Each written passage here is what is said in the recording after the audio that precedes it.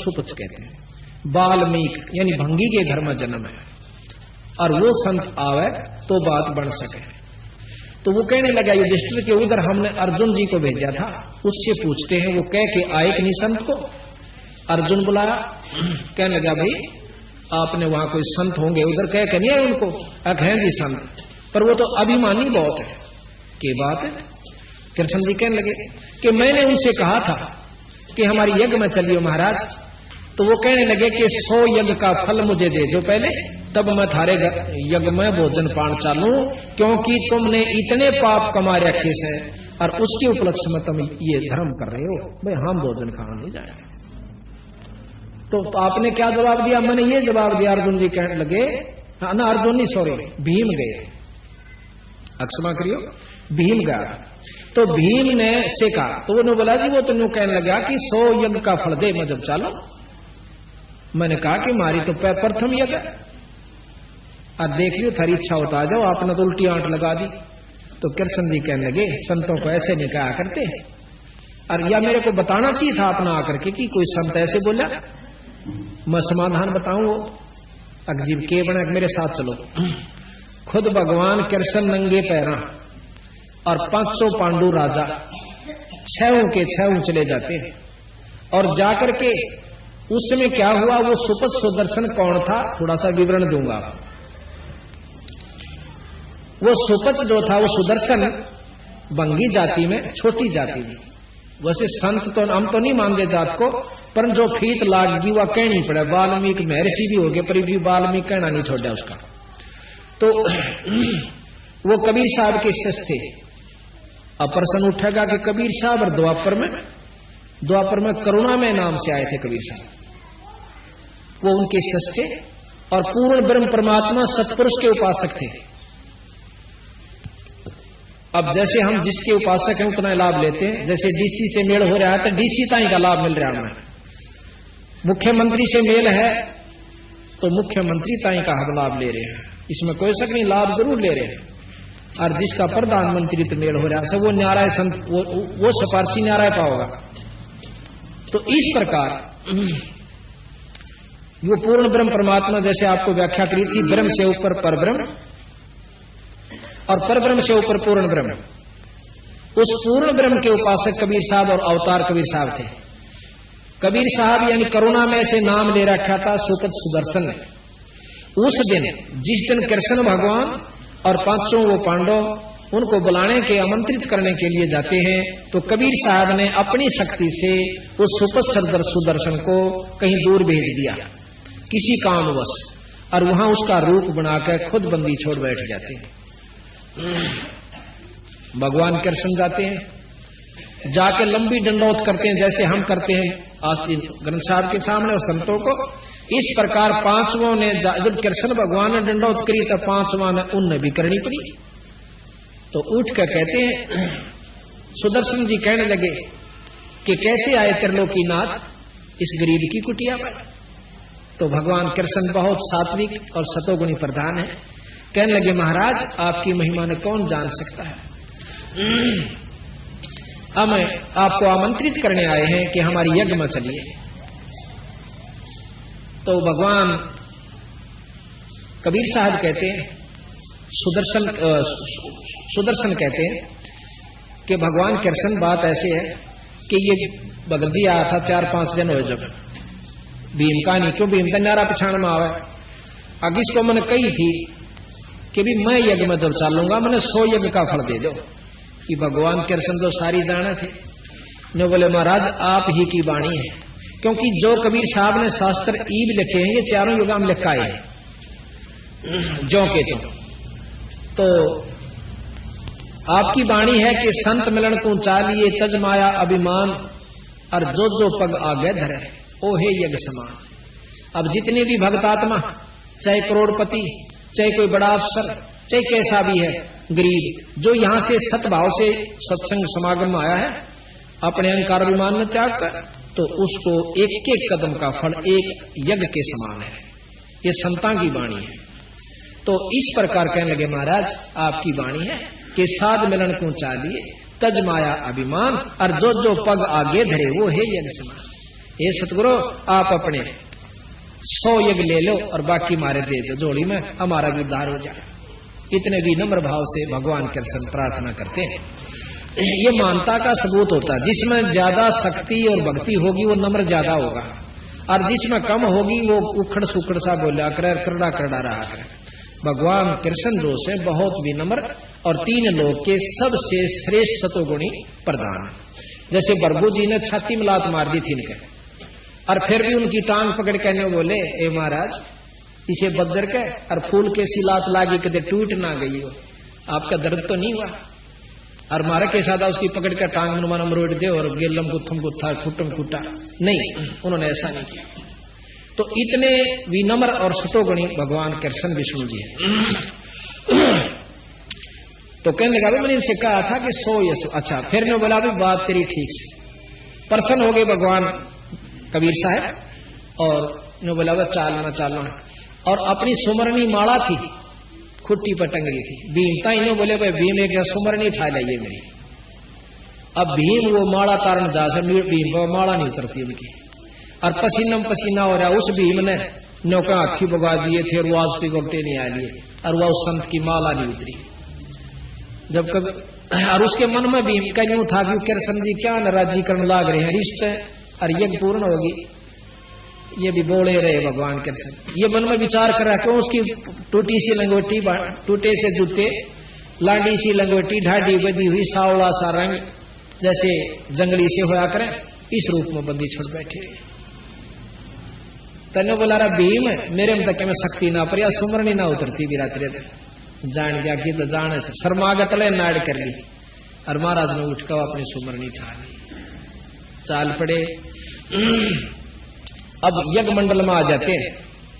अब इतने बड़े बड़े विद्वान और बड़े बड़े ऊपर स्टेजा बैठे, बड़े बड़े लाल लाल लत्ते पर कर 5-5 तलक ला कर 6-6, और उस बूढ़े से महात्मा ने देख कर भीतर तांस से अगले आए से शेर यू बजाओगा इनका संख है, पर ऊपर तो प्रकट नहीं कर रहे। तो कृष्ण जी द्रौपदी ते कहने लगे, द्रौपदी बाण अच्छा सुथरा भोजन बना दे। इस महापुरुष ने जय रुचि से भोजन खा लिया ना, थोड़ा शंख बाजेगा। अब मन में ये संख्या द्रौपदी का भी आ गई थी कि इसी विद्वानों से ऐसे जो छद बैठे, अरे इतना बाज जाइयो, मन में विक्षेप जरूर आ जाइयो, मन बहुत खतरनाक चीज है। फिर भी उसने रोटी जी ला कर बनाया भोजन, 36 प्रकार के व्यंजन तैयार किए, और लाकर चांदी की थाली में न्यारी न्यारी कटोरिया में और रख दी। अब भगवान कबीर साहब ने यानी सुदर्शन जी ने के करा, क्योंकि वहां सुदर्शन को के रूप में आए थे, सुदर्शन ही का चलेगा यहां पर। अब कई प्रमाण हम आपको बताएंगे, जैसे कि संत क्या कर देते हैं अपने भगत को उदाहरण खातिर। तो सुदर्शन जी ने के करा, वो सारी जो किसी में खीर था, किसी में हलवा था, किसी में और तरह के कई प्रकार के पकवान बना रखे थे, 36 प्रकार के, वो सारे जौ के तो एक थाली में इकट्ठे कर लिए थोड़े थोड़े जितने खाने थे, और उसकी खींचड़ी सी रड़ा ली, जैसे ने सारे गथोड़ में छोड़ दिए यानी रड़ा दिए। और द्रौपदी ने देखी बैठी बैठी अकबर ने इतने जी ला कर भोजन बनाया से, और संत खाओगा और सराओगा, उंगली चाटेगा, इसने कभी खाई ना होंगे इसे भोजन।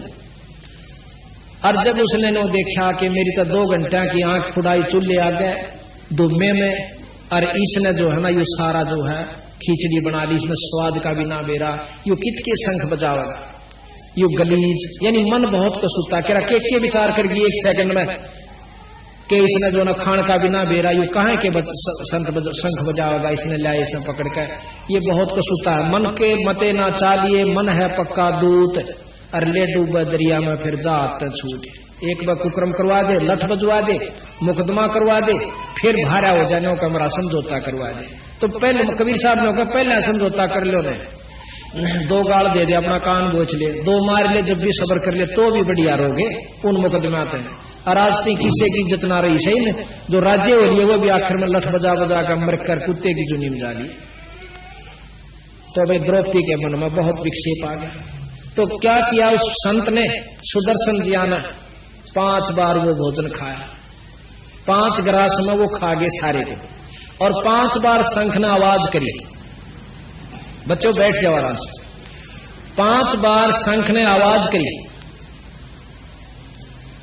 अब युधिष्ठिर बहुत प्रसन्न हुआ कि महाराज जी मौज होगी, शंख बाज गया। कृष्ण जी ने बोले ना इब्बा नहीं बजा भाई, ये तो अखंड बजाएगा और स्वर्ग में इसकी धुन जागी, इतनी प्रेम से बजेगा यो, और जब यज्ञ संपूर्ण होगी। अब युधिष्ठिर का फेर मुंह उतर गया, अकीब किसने ढूंढ कर लाएंगे। भगवान कृष्ण कहने लगे कि ना और कुछ नहीं ढूंढना, इस संत के बराबर 3 लोक में कोई शक्ति नहीं। कभी वर्णन कर रखा गरीबदास जी ने कि इस वाल्मीकि के वो वाल्मीकि ने जिसने गीता लिखी थी ना, ये रामायण लिखी थी, वो वाल्मीकि जो भंगी के घर में जन्म होने के नाते से उसको वाल्मीकि कहा गया। सुदर्शन भी कहा, सुपच भी कहा, सुदर्शन नाम था वैसे सुपच भी कहे। बोले इस वाल्मीकि के बालसम, इस सुदर्शन के बालसम ना ही 3 लोक, ये इतनी शक्ति का संत है।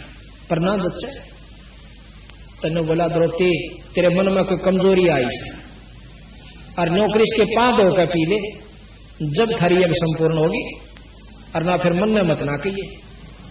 अब कहते हैं गरीबदास जी महाराज कबीर साहब के द्रौपदी ने उस बूढ़े से संत की 5 धोए चरणामृत लिया, और फिर देखे जब आधा द्रौपदी ने पी लिया ना, जब कृष्ण भगवान ने बोले द्रौपदी देखे मेरे मन नहीं दे दे थोड़ा सा, आधा उस चरणामृत को भगवान कृष्ण ने पिया, उस सुदर्शन के चरणामृत को। यहां गरीबदास जी महाराज कहते हैं चूड़े का चरणामृत लिया वो कृष्ण चंद्र करता रहा कि उस अनंत कोट ब्रह्मांड के परमात्मा सतपुरुष के नुमाइंदे कबीर साहब के शिष्य उस चूड़े का, जिसने हम वाल्मीकि और भंगी और नीच जाति का कहते हैं, संता का नीच नहीं जात नहीं है। गरीबदास जी महाराज कहते हैं ऊंच नीच इस विध है लोई, और कर्म कुकर्म कहां मैं दोई। बूढ़े काम करनिया, नीच काम करनिया थे ब्राह्मण जाति का वो नीच है, और अच्छे काम करनिया थे समाज उसके क्या की फीत ला रहा है वो ऊंच है। ये बसंता के लक्ष्य बताने की विधि है। तो उस समय वो शंख जो ही चरणामृत लिया तो वो शंख अखंड बाजता है बहुत देर तक, और स्वर्ग तक उसकी झनकार सारी पृथ्वी पर गूंज जाती है जब वो यज्ञ संपूर्ण होता है। तो उस भगत ने यह भी प्रश्न किया मेरे से, नकलोई गांव का है वो, कहने लगा कि ये बात मेरे समझ में नहीं आ रही थी कि वो सुपत सुदर्शन ईसा क्या होगा जिसने कृष्ण था ही कोई फेल कर दिया, ऋषि से विद्वान बैठे थे, सारी महाभारत को फेल कर गया वो तो नायक वो था सारी उसका, जो किसी से काम लिया उसने न करके दिखाया। वो क्या चीज थी मैं सारा जान लिया था भाई, जो जिसने कृष्ण से भी सुपीरियर शक्ति थी तो वह कौन चीज थी। पर ने बोला सब टाल मटोड़ कर जाने, और मैं कहा भाई ये प्रमाणित शास्त्र है कबीर साहब का, कबीरदासियों का, जिन्होंने महाभारत जो की जो लिखती, गीता जो की जो लिख रखी इसमें, तो क्या वो ये भी झूठ लिख सकते हैं? क्या जरूरत है उन्हें इस झूठ को झूठ लिखने की, सच को झूठ लिखने की या झूठे लिखने की? फिर तो सारे शास्त्र गलत से भी, फिर तो सारी झूठ से शास्त्र में भी। अगर आप इस शास्त्र को गलत कोई मानना कि ये गलत से, तो फिर ये सारे गलत से। और नहीं, हम सारा को सत्य मानते हैं, ये भी सत्य है और ये भी सत्य है। अब जो किसी में ज्ञान है कि दिल्ली तक ये स्टेशन आवे हैं और आप भी जा रहे मैं भी जा रहे हैं यहां से दिल्ली, दोनों आगे सही मिले हैं, और हम आगे कलकत्ते ताई नहीं गए, और वही आदमी फिर बतावा कलकत्ते ताई ये स्टेशन हो रहा है, क्या वो झूठ बोल लगा? नो कह मैं जा कर रहा हूं और ये स्टेशन लगा, जब यहां तक हमारे सारे मिल गए तो अगले भी सत्य है, पर हम ना गए हैं, नहीं मानते हुए हमारी कमजोरी से। जब 4 गए तो 6 शास्त्र 18 पुराण 11 उपनिषद महाभारत गीता रामायण वो ज्यों की तो इसमें लिखी गई, और उसके बाद बताया कि भी एक परमात्मा और से, जिसने तुम भूल रहे 3 परमात्मा 3 लोक के मालिक, इससे ऊपर ब्रह्म जिसको निरंजन वेद ब्रह्म कहते हैं, ब्रह्म से ऊपर पर ब्रह्म है। आप पार ब्रह्म की बहुत स्तुति सुनी होगी। जब दादा और परदादा 2 नाम से तो व्यक्ति भी 2 से, और परदादा उस बाप थे थोड़ा दादे थे भी बड्डा से, यानी उसका बाप से। इसी प्रकार हम ब्रह्म को अर्णों को वो पार ब्रह्म से, ये अनजान आदमी बंडा सके कि ब्रह्म और पार ब्रह्म एक चीज से। मंत्री प्रधानमंत्री में अगर अंतर कोई नहीं जानता वो तो नहीं मान लेगा कि एक चीज है, पर हम नहीं मान सकते जिनको ज्ञान है। तो ये बंदी छोड़ने ये कहने की कोशिश की है कि ब्रह्म तक का ज्ञान ये 3 लोक के शास्त्र सारे देते हैं, उसमें मुसलमानों के भी आ लिए और अपने हिंदुओं के भी आ लिए, क्रिश्चियनियों के भी आ लिए, जिस क्रिश्चियन की भी जो स्टोरी है वो यही तक का ज्ञान है। अब इस 3 लोक के, और फिर लोक तो और भी गणे मानने हम खुद मानते हैं कि लोक तो बहुत गणे हैं, शास्त्र बताते इस प्रमाण को दे रहे। और फिर हम लोग हैं कि किसी से हमने बात की, ने बोला शंकर भगवान या विष्णु भगवान का जो उपासक होता है वो नौका यू है ब्रह्म से और यू है पार ब्रह्म से। अब भाई डीसी ने को मुख्यमंत्री या तक डीसीएस है, मुख्यमंत्री नहीं हो सकता। जब तीन लोक के का या तो फिर शुरुआती से सारे शास्त्र ने कंधे पांदे अनंत लोक ब्रह्मांड के परमात्मा है। जब शास्त्र तीन लोक के कह हम लोग ना यू अनंत लोक के ब्रह्म, तो या देखो जितनी इनमें शक्ति है वो गरीबदास जी ने इन शास्त्रों तक ज्यादा वर्णन कर रखा है राम और कृष्ण की, कि जितनी इनमें शक्ति है तीन लोक के भगवान नाम वो तो वर्णन भी नहीं कर पा रही है शास्त्र, और इन्होंने कर रखी है। लेकिन इनसे ऊपर एक और शक्ति है ब्रह्म, और ब्रह्म से ऊपर पर ब्रह्म। ये ब्रह्म के अवतार है तीनों, ब्रह्मा विष्णु में से, यानी बहुत ब्रह्म से उत्पन्न हुए। ब्रह्म ज्योत निरंजन है, ज्योत निरंजन काल है, संतों ने बताया। ज्योत निरंजन जो हम जाप करते हैं ये काल तक का जाप है, वेद उसको ओम जाप कहते हैं, और संत जो है उसको ज्योत निरंजन अलख निरंजन। नाथ परंपरा के संत हमने देखे जाकर मोगरा खड़का कर अलख निरंजन, तो वही अलख निरंजन, वही ज्योत निरंजन, वही ब्रह्म, वही ओम ओंकार, वही तक का ज्ञान। इससे ऊपर ब्रह्म, ब्रह्म से पार ब्रह्म से ऊपर पूर्ण ब्रह्म। पूर्ण ब्रह्म के अवतार कबीर साहब आए। अब ये शास्त्र ज्ञान दें, वो भी ज्ञान हमें शास्त्रों से हुआ, घर का तो नहीं किसी का। ये शास्त्र आपके पास रखे हैं, और ये भी शास्त्र है जो लिपिबद्ध किया गया। ये तो 600 वर्ष पहले का शास्त्र है, ये लाखों वर्ष पहले के हम सच मानते हैं, रह भी सच। और ये तो 600 वर्ष पहले का लिखा हुआ शास्त्र है, कोई जो भी नहीं। और गरीबदास जी ने लिखा हो तो हमारे पास हाथ से मौजूद है, कोई ने सोचा बाद में मिला लियोगे झूठी साची। कई भाई न कहो रामायण में गोपाड़ पेल रखे, गोपाड़ तो उनको है जिनको ज्ञान नहीं। शास्त्र में गोपाड़ पेलन की कोई जरूरत नहीं थी, क्या आवश्यकता थी उन संतों को इसमें गोपाड़। उस समय की जो परिस्थितियां थी आज हम मान ही नहीं सकते। आज से 100 साल के बाद कोई न्यू नहीं मान सकता कि 5 मन वजन नठानिया को आदमी हुआ होगा। और आज से 30 साल 40 साल 50 वर्ष पहले आम व्यक्ति 5 मन वजन न ठाकर छाछ पचट जाया करते थे।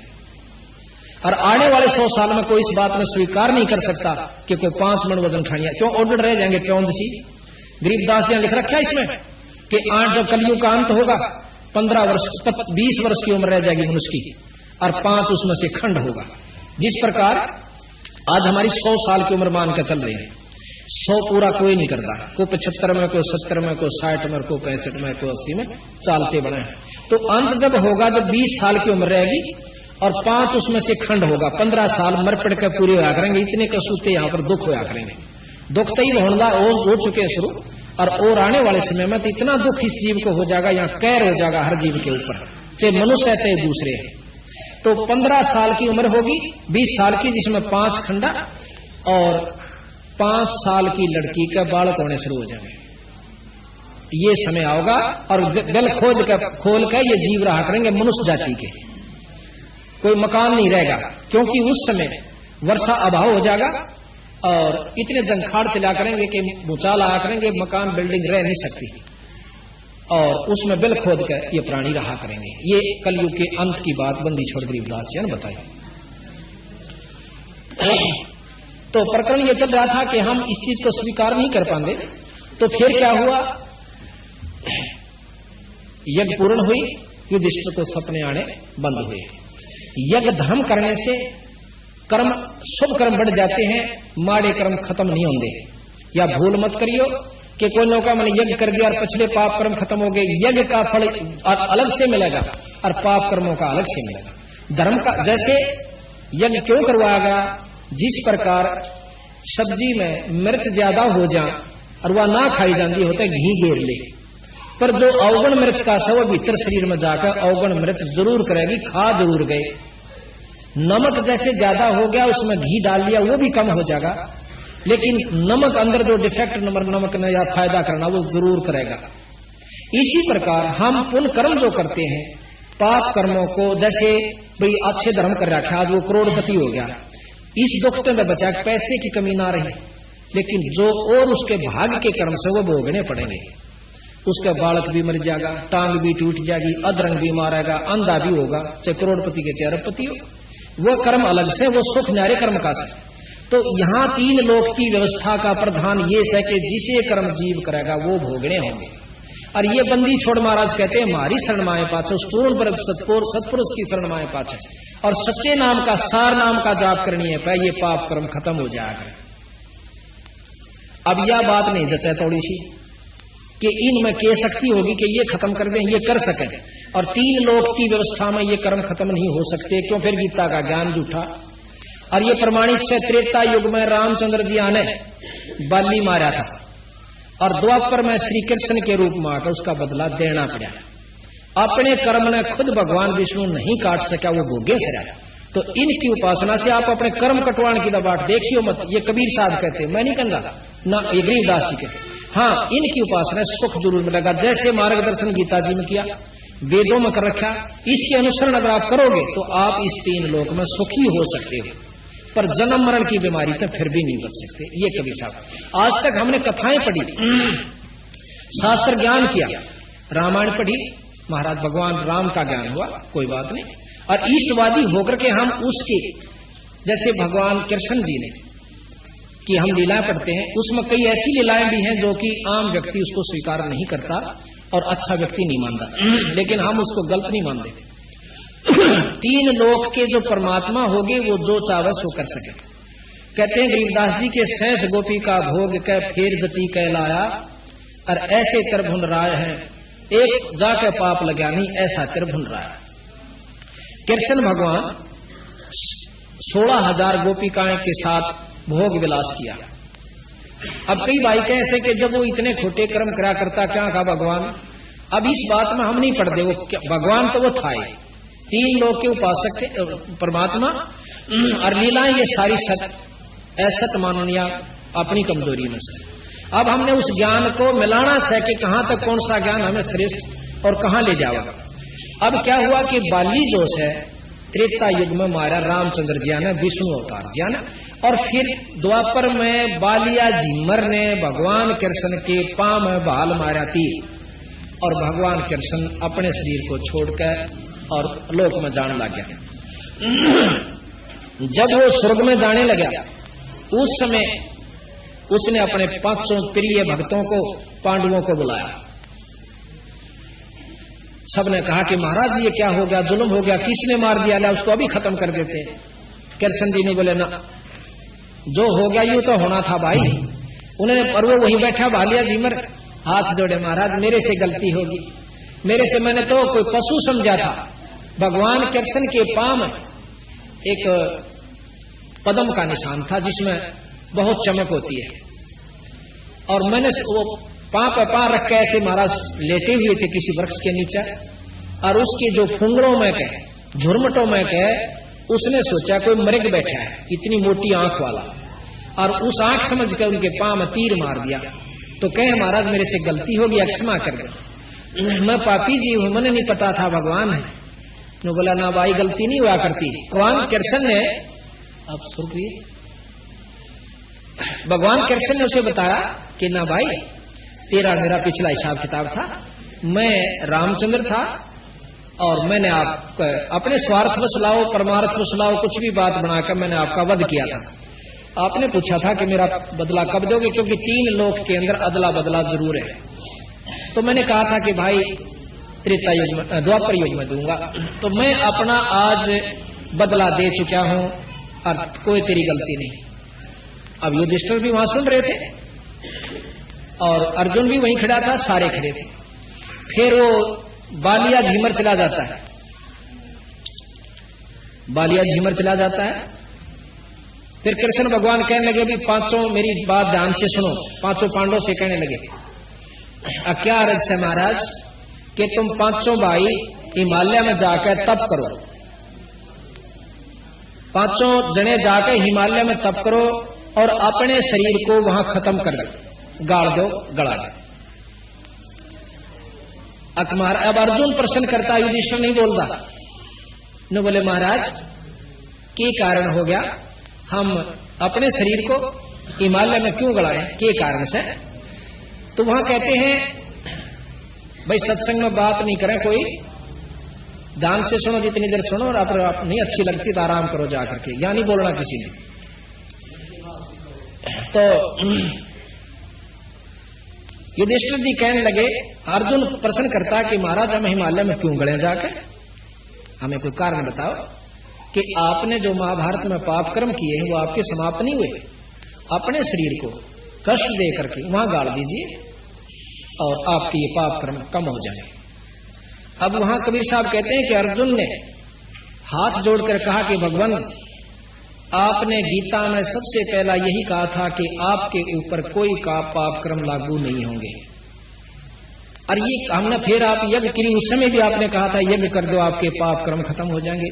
2 बार यज्ञ करी और तीसरी बार आप फिर कहते हो कि वहां पाप कर्म गड़ जाओ सारे और तब करो आप खत्म हो जाएंगे।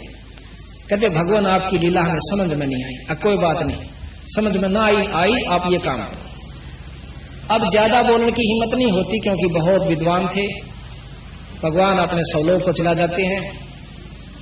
अब कबीर साहब कहते हैं यहां तक के तो ज्ञान शास्त्र देते हैं, अब आगे का मैं बताऊं। 5 पांडव हिमालय में गड़ जाते हैं। युधिष्ठिर जो है केवल उनका पंजा गड़ता है, वो सह शरीर अपने पिता के पास चले जाते हैं। ये 5 कौन थे? युधिष्ठिर धर्मराय का लड़का था, जो लेखा जोखा करता धर्मराज, उसका पुत्र था।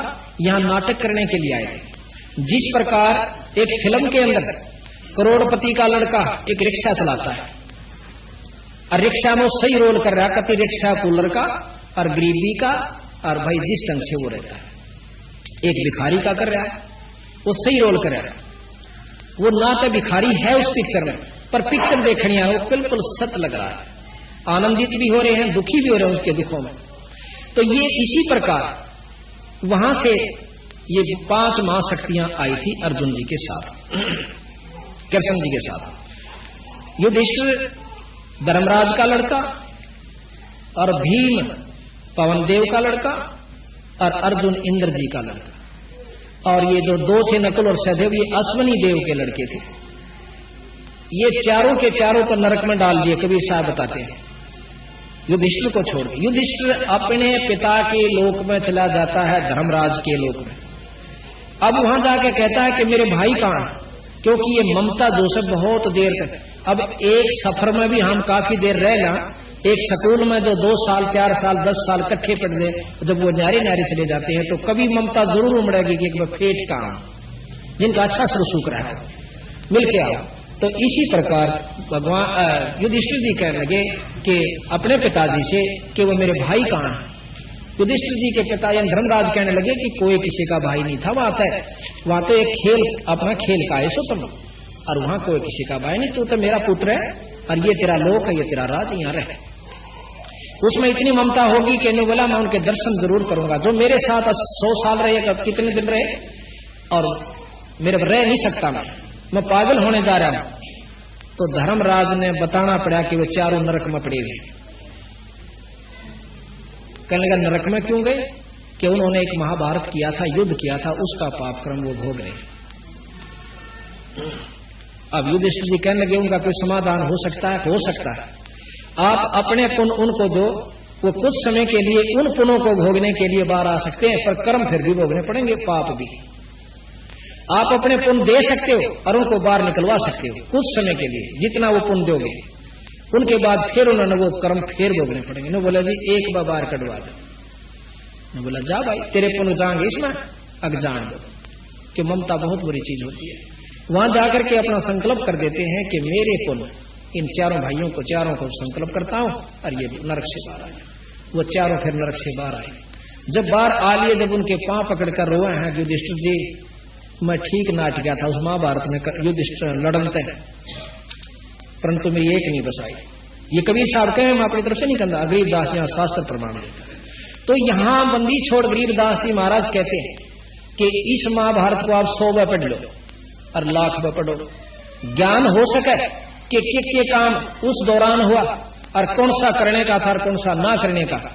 आज गीता जी की कसम खाकर और कोर्ट में कई सालों तक और हाथ दिया जाता है कि मैं गीता जी की कसम खाता हूं। क्यों? हमारा श्रेष्ठतम, हिंदुओं का श्रेष्ठतम ये ग्रंथ है, और जो गीता जी की कसम खा ले वो नरक में जा सके। अब दोनों तरफ से गीता जी पर धरे जाते हैं, जो जुल्मी है वो भी धरे, मुर्जम भी, और जो दूसरा भी धरे, गवाह भी धरे। जो कहूंगा साच के सिवा कुछ नहीं कहूंगा। और फिर जो फैसला हो से वो फिर एक तक उठा होएगा जब दोनों कसम खावे। तो भाव ये से कहने का हमारा कि यहां जो सबसे श्रेष्ठ ज्ञान गीता जी का, अब इसको लीजिए। गीता जी के ज्ञान तक अंतःकरण साफ हो सके, संतों के सत्संग सुनने से अंतःकरण साफ होगा, पर कर्म जन्म मरण फिर भी नहीं मिटेगा।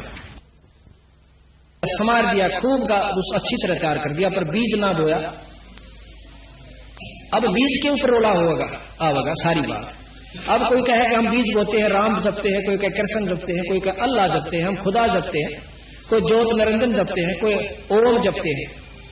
अब ये बीज है, ये नाम अब बीज है। अब जिस नाम का जाप जिस ढंग से करोगे उसका लाभ आपको वहीं तक का मिलेगा। राम और विष्णु भगवान का लाभ लेने के लिए राम और कृष्ण का जाप बंदी छोड़ना नहीं बताया। ये आदरण की दृष्टि से आदरणीय ये नाम है, पर मुक्ति के नाम राम और कृष्ण या ये नहीं है। उनका आदि नाम जो जब से सृष्टि रची थी, कृष्ण कोई आज का नहीं है, जब से सृष्टि रची थी ये तीनों देवता बने आए थे, इन तीनों का आदि नाम सतनाम स्वरूप है। ब्रह्मा जी का सतनाम वो हम जाप करते हैं रोजाना, और हमारे बच्चे भी जाप करते हैं प्रतिदिन 108 बार। 108 नहीं, 108 गुना में 4, 432 बार एक इष्ट ब्रह्मा का। और विष्णु जी का आदि नाम इसमें लिख रखा कि जब तक सृष्टि रची थी उस समय विष्णु जी का यू नाम था। अब मेरे 100 नाम धर लो आप, पर असली नाम तो असली रहेगा। बैंक में तो पैसे कटाऊंगा तो उस असली नाम से लिख लेंगे। और कितनी स्तुति करें जाओ मेरी, या मैं भी करें जाऊं अपने नाम की प्रधानता, पर नाम असली एक कैसे सतनाम बोल रहे हैं उसमें, वो सतनाम को आवाज है। विष्णु भगवान का भी सतनाम एक है जो इसमें लिख रखा है कबीर साहब और गरीबदास, और शंकर भगवान जी का भी सतनाम है। जब से ये आए थे जिस नाम के ये वश है, ये लाभ देते हैं। वश क्या चीज होती है कि एक मंत्र होता है, आम नाम तो नहीं लाभ मिलता। जैसे एक मंत्र होता है कि सांप को यहां बैठा गारडू बुला सकता उस मंत्र के पढ़ देने से, और से उस नाग की कितनी स्तुति कर लो सांप की, तू कोबरा से, तू फणधारी से, तेरी मोटी मोटी आंख से, तू लंबी पूछ डाला से, कितने गीत गा लो वो सांप नहीं आवेगा। और वो मंत्र बोल दो कति स्तुति ना करो, वो वश है उसके, वो टुड़क टुड़क वहीं आ जाएगा। इसका प्रमाण है, एक बार कहते हैं युधिष्ठिर राजा परीक्षित जब शरीर छोड़ गया सांप के डस जाने से, उसकी पुत्र जन्म देने का समय एक यज्ञ करवाया। किस प्रकार का कि उस यज्ञ में ये सब सर्प नष्ट हो जाने चाहिए, इस सब सर्प नष्ट हो जाने चाहिए जिसने मेरे पिता को डसा, उस तक्षक तक। अब बड़े बड़े पंडित विद्वान आए, वो कहने लगे हमारे पास ऐसे मंत्र हैं, हम यहां बैठे और जितने भी सांप पृथ्वी के सबको इसमें हवन कर सकते हैं। जन्मे दे इतना बदले की भावना थी कि सबको नष्ट कर दो, सर्प जाति नहीं रहे। हवन शुरू हुआ, हवन कुंड के वो मंत्र बोले गए। पृथ्वी पर जितने भी सर्प थे आकर के नो लैंडे के लैंडे, यानी तोड़ के तोड़, गुच्छे के गुच्छे और हवन कुंड के अंदर भस्म हो रहे हैं। जन्मेजय प्रसन्न होता है। लेकिन जब कहने लगे जी पृथ्वी पर कोई सर्प नहीं रहा, जो सारे इसमें भस्म हो चुके हैं, तो तक्षक फिर भी नहीं आया जिसने उसका पिता डसा था। कहने लगा वो कहां है? एक विद्वान ने ध्यान लगाया, यहां से समाधि लगाकर बता दिया कि उसने इंद्र के पास शरण ले रखी है। अब हम तो थोड़ी सी बात आड़े दिन बता देना, तेरा मकान का मुंह नोन से हमने कहा कि वो ले भाई तो पूर्ण संत है। और गरीबदास महाराज कबीर साहब उनको भी फेल करते हैं कि जो यहां बैठे ने बता दिया कि इंद्र लोक में क्या हो रहा, विष्णु लोक में। ये जानकारी होने से क्या आत्म कल्याण हो जाएगा? तो फिर क्या हुआ, उसने बताया कि जो तक्षक है उसने इंद्र जी के पास शरण ले रखी है। नो बोला उसने भी बुला दे, कोई सा मंत्र पढ़े, यहां सहते मेरे पे कितना पैसे ले लो, और वो तक्षक यहां जाना चाहिए। एक पंडित बहुत विद्वान और साधक था, ने बोला जी मैं बुला दूंगा। फिर उसने ध्यान से देखा, महाराज वो तो इंद्र के उसने मंत्र पढ़ने शुरू किए तो वो तक्षक जो था वहां से खिसकना शुरू हुआ। उसने जाके इंद्र से प्रार्थना की कि मैं तो खिंचा जा रहा हूं, मेरी रक्षा करो। ने बोला मेरे सिंहासन के लिपट जा। इंद्र के सिंहासन के लिपट गया। फिर वो उसका मंत्र फेल हो गया। ने बोला जी भाई अब उसने शरण ले ली जी, कति इंद्र सिंह इंद्रासन के नीचे लटका हुआ है। ने बोला भाई सा विद्वान है जो इंद्रासन समेत यहां ला दे। ने बोला मेरे पास एक और खड़ा हुआ। ने बोला जी मेरे दो रस पढ़ देता हूं भी, और किम में ले लिए इसका। कहते हैं उसने वो मंत्र शुरू किया और इंद्रासन उठना शुरू हुआ। इंद्र ने आवाज लगाई, अर्ज करी भगवान विष्णु से कि मेरे राज को बचाओ, आपने दिया हुआ राज आज मेरा नष्ट हो रहा है, न्यू हो रहा है। तो फिर विष्णु भगवान ने एक ऋषि, उसका नाम मैं भूल गया, वो भेजा कि उसको समझा दे, भाई देखी तेरा बदला बतेरा हो लिया, ईब तो माफ कर दे।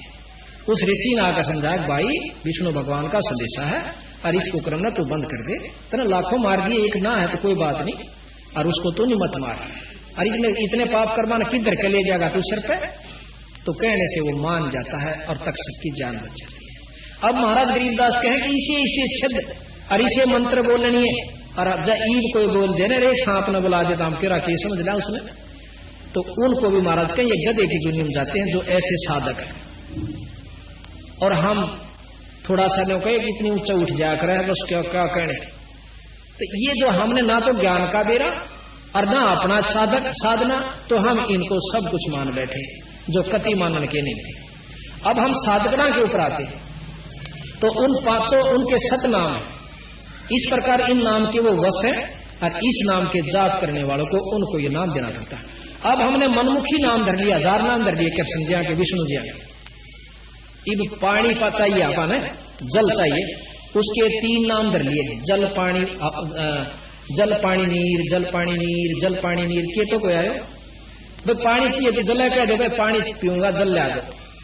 और न्यू बेवकूफ बनना तो कोई सा लगता नहीं। गरीबदास जी कबीर साहब कहते हैं कि जल पानी नीर, और भी धर ले वाटर जल पानी, ये कोई तो कोया एक का नाम तेरा, अगर सही उसका सह तो भाव ये से कहने का कि हमने ना तो ज्ञान का बेरा और ना अपनी साधना, और शास्त्र पढ़ने लग जाए आदमी पागल हो जाए, आखिर में नो का भगवान सही नहीं, वो उस मोड़ जा रहा है, वो उस तोड़ जा रहा है, वो नो का विष्णु बड़ा है, विष्णु शंकर पुराण का है, शंकर के बराबर कोई शक्ति नहीं। तो हम ये शास्त्र आपको पढ़ के सुनावांगे, क्योंकि 7 दिन का समागम है, ये एक नहीं। ये मेरे पास विष्णु पुराण, शिव पुराण और सत्कार प्रकाश, महाभारत, रामायण, गीता जी, ये सब के रखे हैं, इनको पढ़ के सुनावांगे और फिर इस गरीबदास जी मिलावांगे। इनमें जो लिख रखा है वो बिल्कुल 100 का 100 सत्य है। जब ये सत्य हो सके तो जो इन और बता रखी ऊपर की वह कौन सी गलत हो जाए कि साधना एक और करनी है जो आप नहीं करते। बोल सतगुरुदेव की अहे। अभी आपने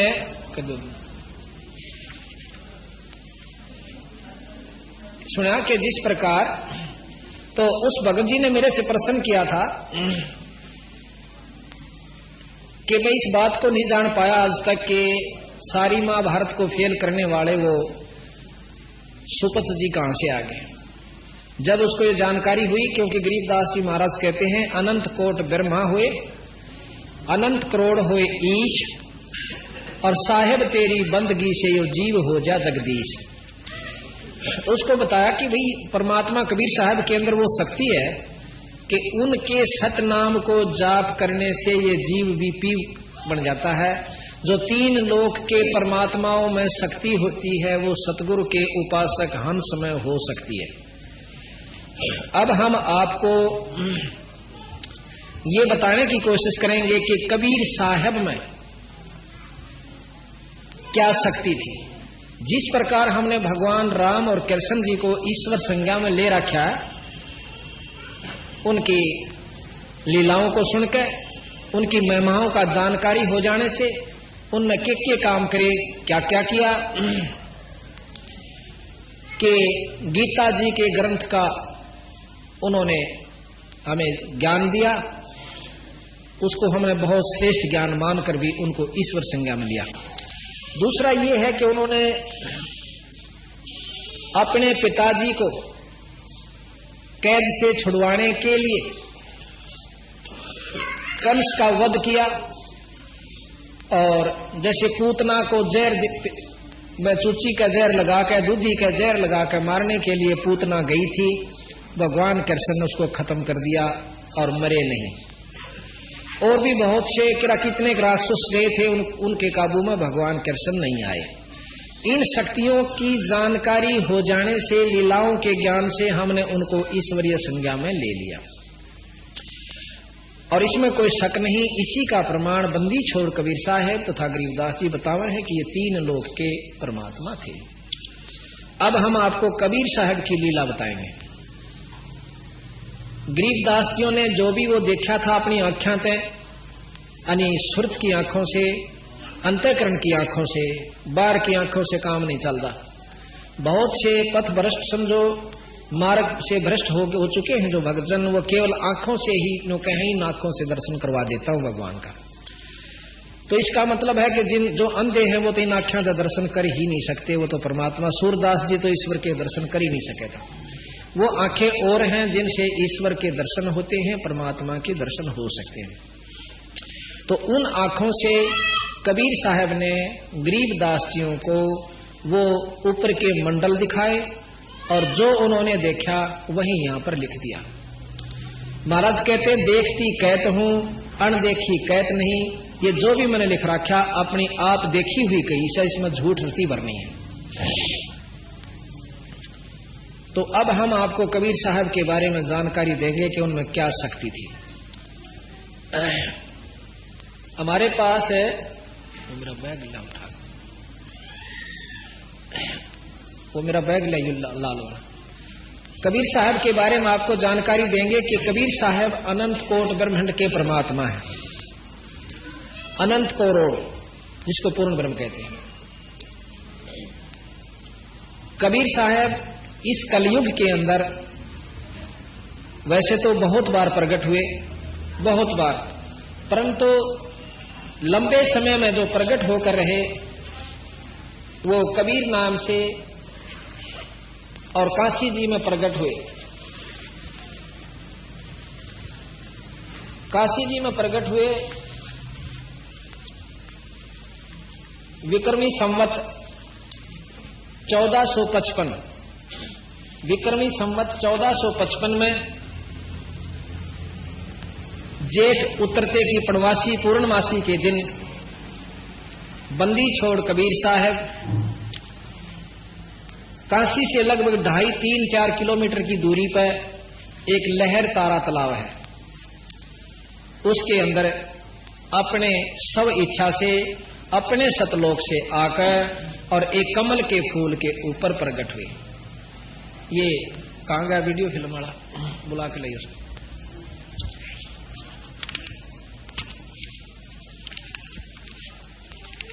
पूर्णमासी को, पूर्णमासी को जेठ उतरते की पूर्णमासी विक्रमी संवत 1455 सन 1398 ब्रह्म मुहूर्त में सुबह सुबह बंदी छोड़ कबीर साहब लहर तारा तालाब में कमल के फूल के ऊपर प्रकट हुए। और नीरू नीमा नाम के दो पति पत्नी थे। आप ये दिखाइए, पिक्चर में लेना है, ये बहुत अच्छी तरह आ जा रहा है। नीरू नीमा नाम के दो दंपति थे, पति पत्नी थे। वो पहले ब्राह्मण थे जाति से। ये आप सामने देख रहे हो, ये बंदी छोड़ कबीर साहब है और यहां एक ऋषि आपको बैठा नजर आ रहा है, इसके बारे में बताएंगे। और ये ऊपर से आकाश से प्रकाश आया, इस सारे लहर तालाब को एकदम इन्होंने जगमग कर दिया, सारी रोशनी इसमें होगी। और बंदी छोड़ महाराज एक बच्चे के रूप धारण करके इस कमल के फूल के ऊपर अपना विश्राम करते हैं।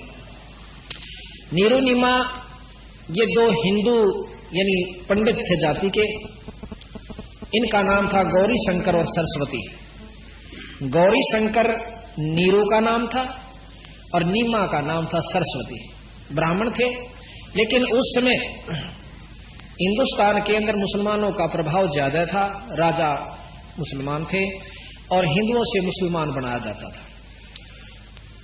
मुसलमानों ने, क्योंकि ये विद्वान थे, 4 वेद शंकर जी के ज्यादा उपासक थे। शंकर भगवान की जो शंकर पुराण है, शिव पुराण का ज्यादा अध्ययन किया करते थे तथा सुनाया करते थे। लेकिन मुसलमानों ने ये सहा नहीं उनके इतने अच्छे ज्ञान को, जबरदस्ती मुसलमान बना दिया। और जो इनके वंशज थे पंडित जी, उन्होंने इनका सहयोग नहीं दिया, बल्कि ये मान करके तुम्हारे को तो मुसलमान बना दिया, आप हमारी जात में नहीं आ सकते। जबरदस्ती उन्होंने पानी पिलाया था मुसलमानों ने, जबरदस्ती। और उस दिन के बाद उनको हिंदू समाज ने उनको रिजेक्ट कर दिया, यानी वो अपने समाज से निकाल दिया। अब उन्होंने देखा कि मुसलमानों वाला काम तो हमारे बस का नहीं, ना हम मांस खा सकते और ना हम नमाज पढ़ सकते। उन्होंने फिर भी अपने इष्ट की उपासना ज्यों की तो रखी और एक ताणी बुनन का काम शुरू कर दिया। अब जैसा कर्म कोई करे वैसा ही उसको नाम दे दिया जाए। जैसे हमने देखा कि एक जाट एक जगह चिनाई का काम कर रहा ठेकेदार के पास, उसको सब मिस्त्री के, जाट को वहां कोई नहीं कहा था। एक पंडित बहुत गरीब था, उसने किसी ने सलाह दे दी कि वह तो दिल्ली में अपना खोल ले दुकान नाई की, नाई की दुकान खोल ली, तो वहां उसको नाई कहेंगे, पंडित जी कोई नहीं कहेगा। तो जैसा भी हम कर्म करते हैं उसी के नाम से हम प्रसिद्ध हो जाते हैं, जाने जाते हैं। तो उनका क्या हुआ जी, उन बेचारा ने अपना ताणी बनने का काम शुरू कर दिया। पहले आम घर में हुआ करती, दरीदारी तक आम छोरी बहू बनाया करती थी, आदमी भी बना। इधर सरसा जिले में हम गए थे, वहां पर अब भी खड्डी बनाई हुई उन्होंने, अपनी दरी आप बनाती हैं बहनें, लड़कियां बहन खेस बनाती हैं। लेकिन उन्होंने एक विशेष उसका साधन वो बेचनी शुरू कर दी महाराज के पिताजियों ने अपना रोजी रोटी के लिए। तो उनको जुल्हा नाम धर दिया, जो खड्डी का काम करे वो जुल्हा जाना जाता है। उनका संतान कोई नहीं थी। कहते हैं एक उन्होंने गंगा में नहाना भी बंद करवा दिया पंडित जियों ने कि यहां आप स्नान नहीं करा करोगे। वो नहाने के लिए लहर तारा तालाब पर जाया करते। उसमें कहते हैं उस समय गंगा का कुछ पानी रिस्क है और आता था, वो भरा रहा करता था, बहुत स्वच्छ निर्मल जल से, बहुत लंबा चौड़ा सरोवर था। तो वो उड़न आया करती जा करके, दोनों जने मुंह अंधेरे जा करके।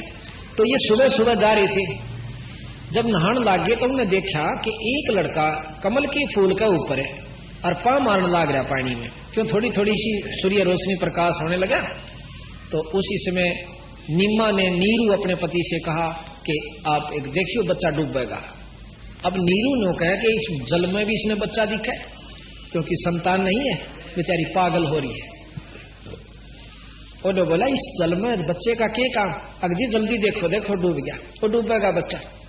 अब उसने भी इतनी कराट से कहा तो एकदम नजर गई, सामने देखा है तो कम से कम भी बहुत ज्यादा पानी उसमें, और बहुत दूरी पर लगभग 50 फुट की दूरी पर बच्चा नजर आवा।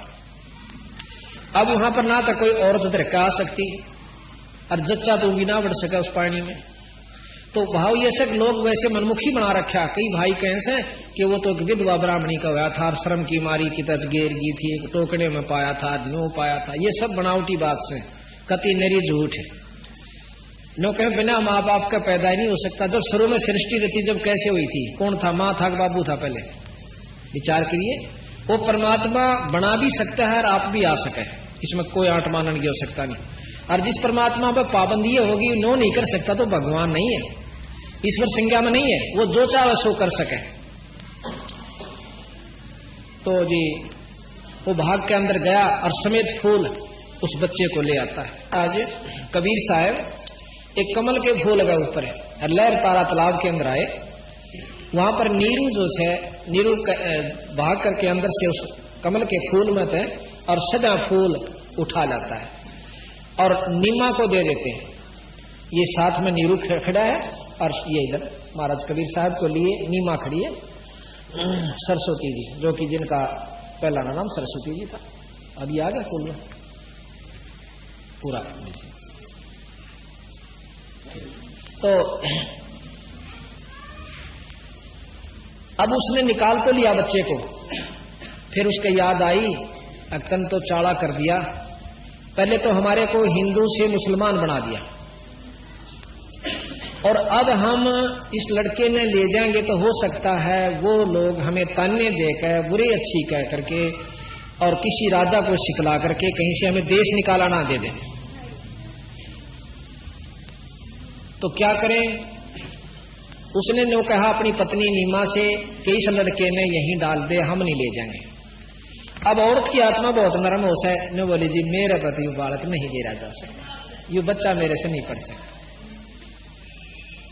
क्योंकि मां ने बेरा होश है कि नवजात शिशु और इसके मां नहीं बाप नहीं, कितनी बुरी हालत में ये तड़फेगा मरेगा। ने बोली जी देख मैं तो इसने छोड़ नहीं सकती।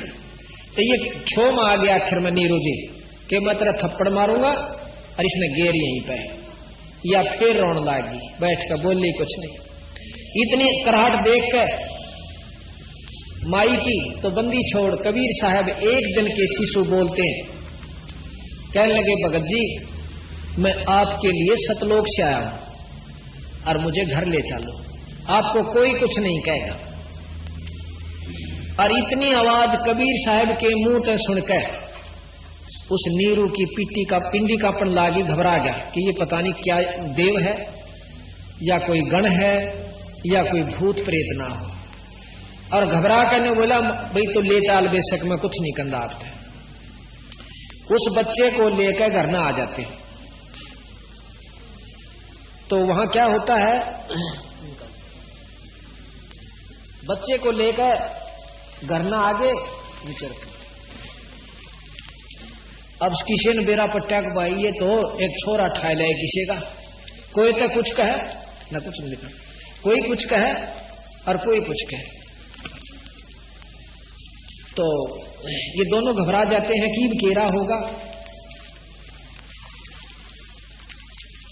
अब मुसलमानों को पता चला कि चलो लड़के का नाम रखेंगे और अपनी कुरान लेकर आ जाए।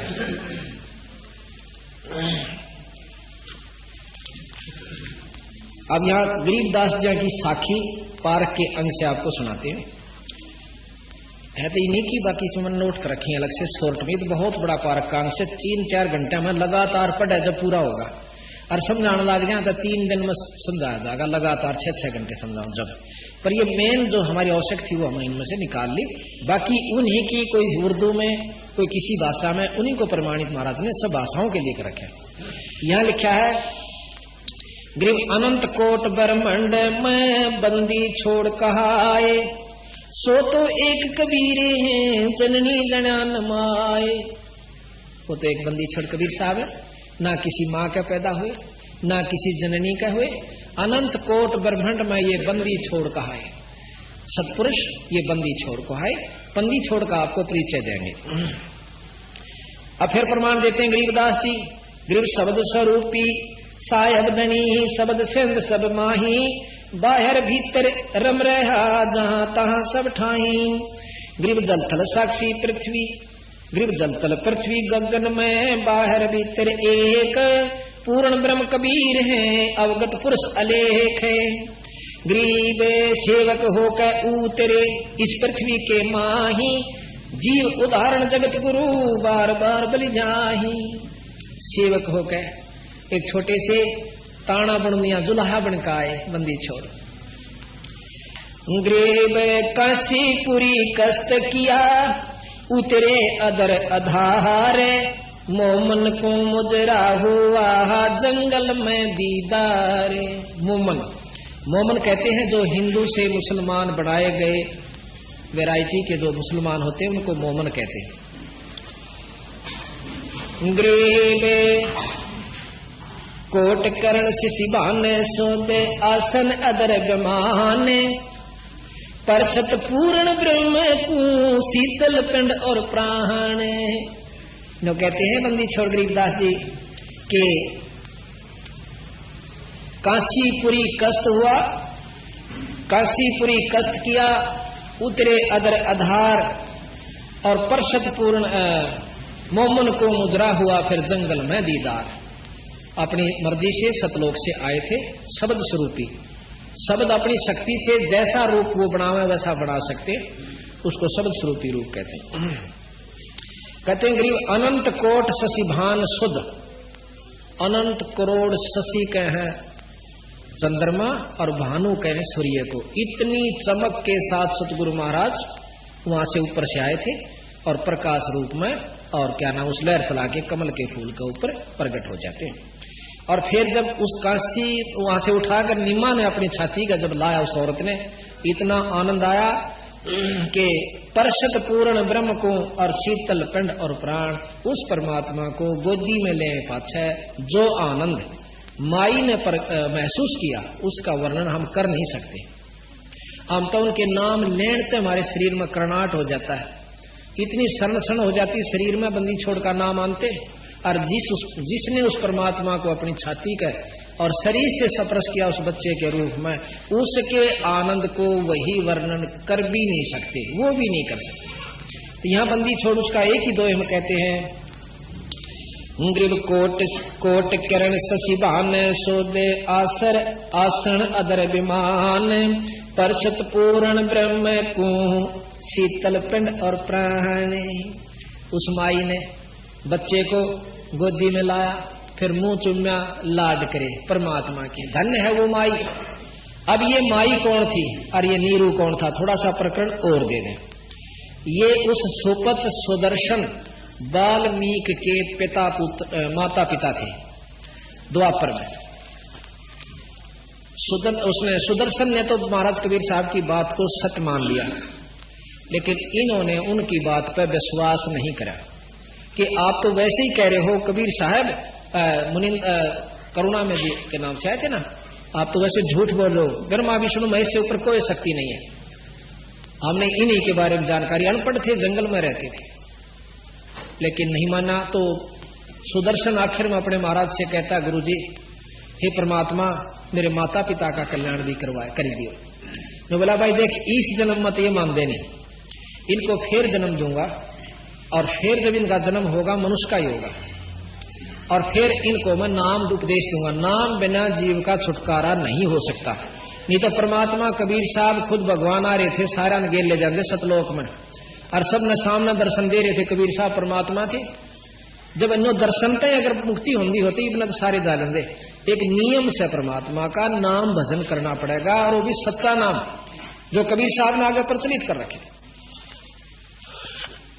तो जी वो नहीं माने। दूसरा जन्म उनका ब्राह्मण और ब्राह्मणी का हुआ। उसमें भी महाराज कबीर साहब इनको मिले थे ऐसे ही, एक बच्चा वैसे ही मिल गया था जैसे रास्ते में चलते।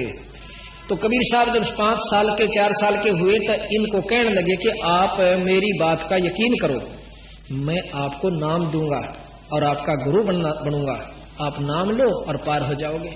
पर इनका फिर भी विश्वास ना हुआ कि और बालक ने हम गुरु बनावे। तो उनका वो शरीर भी खत्म हुआ कुछ दिनों के बाद पूरे हुए।